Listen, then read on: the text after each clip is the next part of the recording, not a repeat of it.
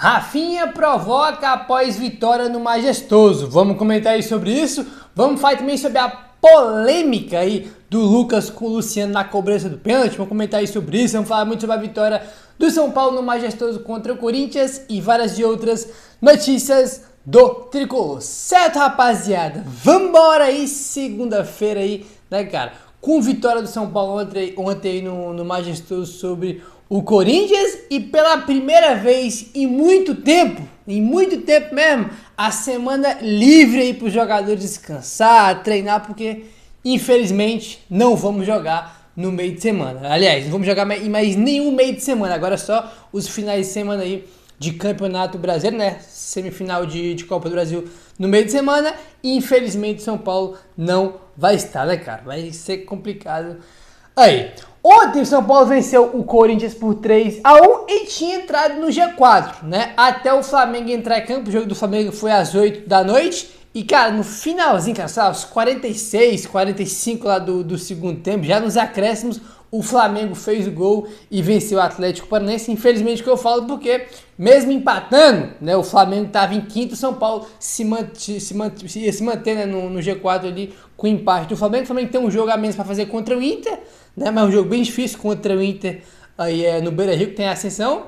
Cara, infelizmente, cara, até nos acréscimos do jogo, a gente estava ali em quarto no G4, mas o Flamengo acabou vencendo e o São Paulo se mantém na posição que estava antes de começar a rodada, em quinto lugar aí do Campeonato Brasileiro. Vamos em busca desse G4 e dessa vaga direta para a Libertadores do ano que vem, 2025, tá bom?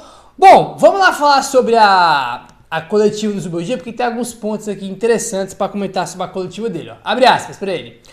É difícil analisar o rendimento. Vimos de uma semana muito difícil. Colocar em cima da mesa a análise do jogo me parece desnecessário. Sabíamos que necessitávamos ganhar, não só por nós, pelos torcedores, por nossa família.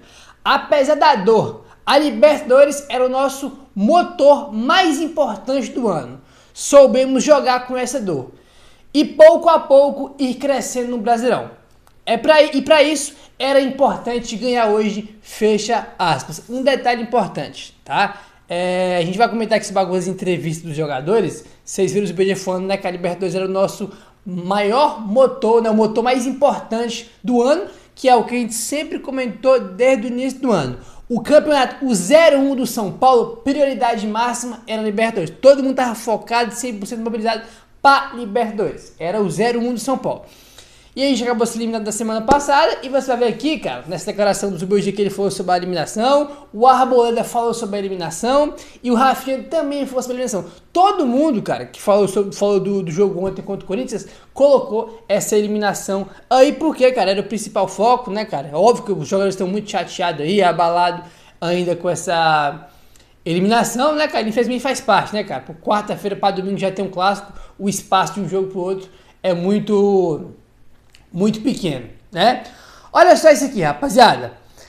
Como o Rafinha falou na zona mista, houve a sensação de que o São Paulo poderia ter feito mais, ampliando o placar, mas não para o Zubeldia. Abre aspas para o Zubeldia sobre esse assunto aí, ó. Essa sensação eu não tenho. Era um clássico depois de uma semana em que estou muito triste. Os jogadores também.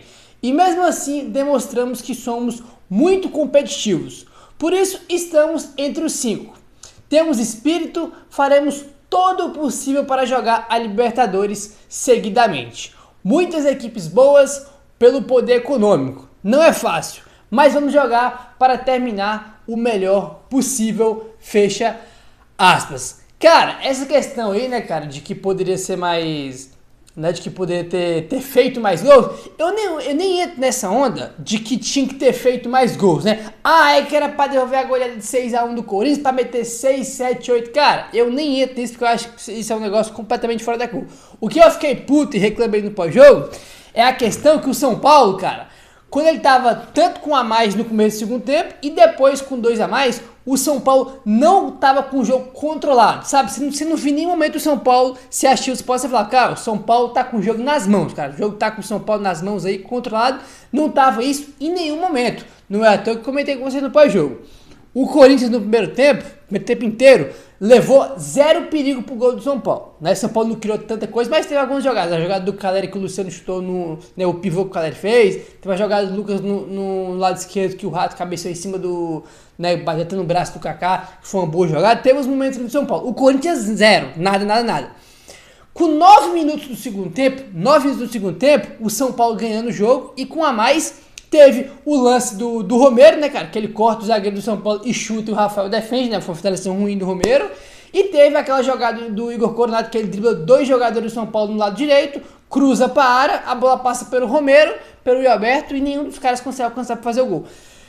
Gente, com um jogador a mais, cara, e gente sofrendo, cara. Pô, com 9 minutos, quando tinha que criar duas grandes chances de gol ali e não fizeram por detalhe, entendeu?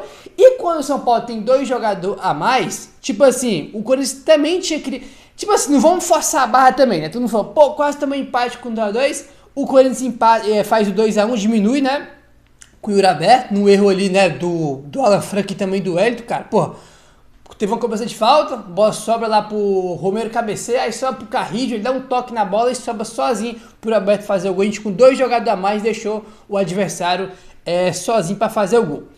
Aí depois, quando vocês faz 2x1, diminui o placar, teve só um lance que foi um cruzamento, né, do lado direito, né, que passa por todo mundo, sobra no lado esquerdo pro Romero, ele finaliza no gol, mas foi um chute ali, não foi um chute forte, né, foi uma defesa de protocolar do Rafael. Mas ficava aquela sensação, cara, ó, pô, mano, é um cruzamento na área, o cara cabeceia, é um chute de fora da área, o cara faz o gol, é um chute de fora da área que bate na cabeça do Arboleda e vai no gol, um gol contra, né, tipo assim, a gente tava no limite ali de tomar um empate, não que o Corinthians ter criado, como eu falei, mas a gente sempre tava no limite de tomar um empate ali, e o São Paulo com 2 jogadores a mais, com todo o espaço do mundo para poder fazer mais gols. A minha questão que me pegou ontem não foi nem que era para ter feito 5, 6, 7, não era essa, cara. Tipo assim, o 3x1 tava ótimo. A questão foi que em nenhum momento a gente tava seguro com o São Paulo, que o São Paulo ia ganhar, mesmo com 2 jogadores a mais. Entendeu? Essa que era a questão. Né? Pô, se tivesse, sei lá, 3x1 pro São Paulo com o jogo controlado, porra, a gente aqui tranquilão, né? Só esperar acabar o jogo. Beleza, mas não foi isso que aconteceu em momento algum do jogo. Essa que é a questão. Né, que o time não passou essa tranquilidade, porque não estava tranquilo, né? São Paulo não soube jogar, nem contava com a mais e muito menos com 2 a mais, né? Não foi o Corinthians que criou, nossa, meu Deus, foi um bombardeio, bola na trave, defesa na frente, não teve nada disso, muito longe disso, né? E fora, né, que durante todo o segundo tempo, né, quando tava com a mais e também quando tava com 2 a mais, durante todo o segundo tempo, a gente teve várias oportunidades de gol. Teve o Wellington Rato perdendo aquele gol bizarro que ele perdeu, né? Teve aquela tabela do Eric com o Lucas, que o Eric cruza para que passa por todo mundo, né, cara? Teve um lance também que o Eric recebeu no lado esquerdo, que o Caleri estava sozinho na área, ele preferiu chutar de fora da área, que o Hugo defendeu. E teve até outros lances também, né, cara? Se for pegar lance por lance, teve bem mais. São Paulo teve, mano, um monte de chance para fazer mais gols, né? Aí teve aquela questão que eu vi muita gente culpando o Zubeldia. Eu acho que ele tem culpa sim, né? Que o time ele é o técnico, evidentemente. Não gostei mais uma vez das substituições do Zubeldia. Mas, cara, os caras perderam um monte de gol, poderiam ter matado o jogo aí antes, né? E isso é com os jogadores, né? Acho que o Zubeldia tem a parte de culpa dele, tem, porque ele é o técnico, óbvio, não vamos aqui querer isentar ele, né? Porque ele tem a parte de culpa dele. Mas também tem dos jogadores que poderiam ter matado o jogo muito antes. Aí o que acontece? O Arboleda, que jogou pra cacete ontem mais uma vez, fez até gol, ele falou o seguinte, abre aspas, a vitória é muito importante pra nós. A gente vem de uma desclassificação na Libertadores, mas temos que continuar trabalhando. Não podemos abaixar a cabeça. É continuar, agradecer a Deus e parabenizar o grupo. Sabemos que ia ser um jogo difícil, mas trabalhamos para isso.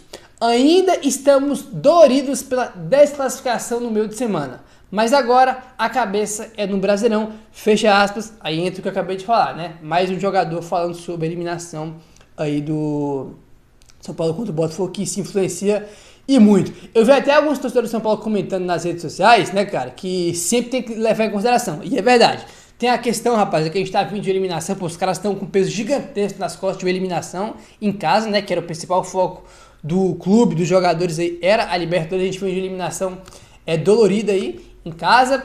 Tem a parte física, eles teve um dia a mais para descansar, né? São Paulo jogou na terça, São Paulo jogou na na quarta, tem a questão psicológica aí também, né? Quando a gente tava ali com 2-0 e toma o gol do Roberto, cara, tipo, tinha aquela questão, pô, a gente acabou de vir de uma eliminação, não podemos tomar um empate com 2 jogadores a mais. Era óbvio que o jogador do São Paulo tava tenso ali, tava tenso e nervoso ali pra não tomar um empate, porque os caras já vinham de uma eliminação, então tem que levar e muito em consideração esses aspectos aí, mas como eu falei, né, a questão que me pegou não foi nem o São Paulo ter feito, né, 5, 6, 7, 8, apesar que teve chance para fazer mais, a questão que me pega é que o São Paulo não estava com o jogo controlado, mesmo com 2 jogadores a mais, essa que me pega bastante. Aí, repetindo, tem que levar em consideração que o time vem de ter eliminação, tem a questão psicológica, a questão física também. Você vê claramente que o Caleri não tinha condição nenhuma de jogar os 90 minutos quando ele jogou, né? Pô, com 30 minutos de jogo ele tava morto já. Inclusive foi uma das vezes que eu até falei que ele tava displicente, que direto o São Paulo pegava a bola, tinha 3 contra 2, 4 contra 2, e o Caleri pegando a bola, tocando para trás, cadenciando o jogo, porque ele tava morto de cansado. Aí era um dos jogadores que não tinha condição de jogar até nos 90 quando ele jogou. O Rato também estava morto também, né? Enfim, tem que levar muito em consideração esses pontos. E outra, rapaziada, outra coisa, a gente criticou aqui, acabei de fazer um monte de crítica. Agora, meu Deus, jogo horroroso, não sei o que, horroroso nada. Ninguém ganha do rival de 3-1 fazendo um jogo horroroso, fazendo uma partida desastrosa, como eu vi muitos comentando. Vamos com calma, tá? Ninguém ganha um clássico de 3-1 fazendo só coisa ruim ou que foi horrível. Vamos com calma. Aí também. Aí, quem falou também foi o Rafinha, rapaz. O Rafinha falou o seguinte, abre aspas. A eliminação machuca na alma. Hoje a gente podia ter feito 4, 5 gols. Mas é difícil reagir e o importante era vencer o clássico hoje. Fecha aspas, mais um, falando. Todos os jogadores que deram entrevista falaram sobre a eliminação, né, cara? Que era complicado aí o time reagir depois de eliminação dessa. E é verdade, eu acho que até mais do que desempenho, acho não, bem mais que desempenho, era o time vencer para dar confiança, né? E voltar aí os olhares pro Brasileirão e tudo mais. E o que acontece, rapaziada? Olha só. O Rafinha, ainda continuando no tema do Rafinha, o Rafinha deu uma entrevista aí e foi perguntado para ele sobre a questão daquela confusão que teve no final do jogo contra o Botafogo, né? A gente empata com o Botafogo, um gol do Caleri, e depois teve aquela confusão que esfria completamente o jogo, né, cara? Sei lá, os caras ficaram 7 minutos lá, 8 só, na confusão, e depois quando volta o jogo, o estádio já, todo mundo ali tava bem frio já. O Marçal, tá, que era o jogador que tava na confusão ali, ele falou o seguinte, depois do jogo, a gente até comentou com vocês aqui já, depois do jogo contra o São Paulo, ele falou o seguinte, abre aspas, bom para o Rafinha perceber que tomou um vermelho e ainda atrapalhou o time dele, fecha aspas, para o Marçal, que estava na confusão. Aí perguntaram sobre isso, né, pro Rafinha ontem, o Rafinha falou o seguinte, abre aspas, já passou, não vou dar ouvido para ele, mas é só olhar para a carreira de cada um, fecha aspas, pro Rafinha, tá? Então o Rafinha deu aquela provocada aí, né, cara?